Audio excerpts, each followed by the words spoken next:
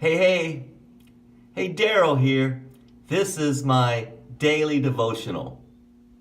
Does God ever change his mind? Can you plead with God, pray to God that he might change his mind on a particular issue, and he changes his mind? Well, God was pretty ticked off at his chosen race of people, the Israelites. They'd made this golden calf. They credited this golden calf bringing them out of Egyptian bondage. Aaron lied. He said, we just threw all this gold into the fire, and out came this calf miraculously. He lied. So God was pretty upset with his people. And so he tells Moses, leave this place, head towards the land I've promised you, but I'm not going to go with you. Yeah, that's what he says. I am not going to go with you. And so he says in Exodus 33,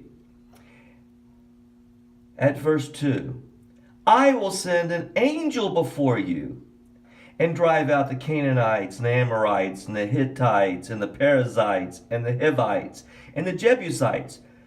Go up to the land flowing with milk and honey. But I will not go with you because you are a stiff-necked people and I might destroy you along the way. See, God knew his own character well enough that he might destroy this stiff-necked people if he stayed in their presence any longer. Well, at verse 4 it says, it saddened the people. When the people heard these distressing words, they began to mourn, and no one put on any ornaments. For the Lord said to Moses, tell the Israelites, you are a stiff-necked people. If I were to go with you even for a moment, I might destroy you. Now take off your ornaments, and I will decide what to do with you. So the Israelites stripped off their ornaments at Mount Horeb. God was so aggravated at his people. Now moving on, still in chapter 33 of Exodus, listen to verse 15. Now this is Moses pleading with God. Moses said to him, if your presence does not go with us, do not send us up from here. How will anyone know that you are pleased with me and with your people unless you go with us? What else will distinguish me and your people from all the other people on the face of the earth? And the Lord said to Moses, I will do the very thing you asked, because I am pleased with you and I know you by name. Then Moses said, show me your glory. Show me your glory.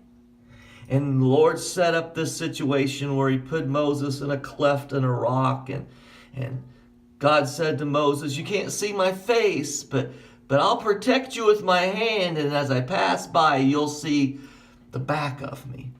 So, on to verse 8 in chapter 34. Moses bowed to the ground at once and worshipped. O Lord, if I have found favor in your eyes, he said, then let the Lord go with us. Although this is a stiff-necked people, forgive our weaknesses and our sin, and take us as your inheritance. He's pleading with God. Don't abandon us now.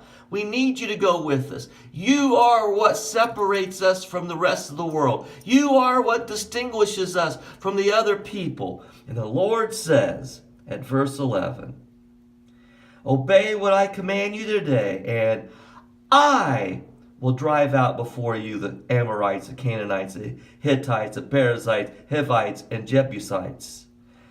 Be careful not to make a treaty with any of them. Now, we began where he said to them, I will send an angel before you and drive out the Canaanites, etc. Because if I stay with you, I just might destroy you. But now, after the pleading of Moses on behalf of Israel, in verse 11 of chapter 34, the Lord said, I will drive out before you the Amorites, the Canaanites, the Hittites, so on and so forth. Here's the thing, church folks.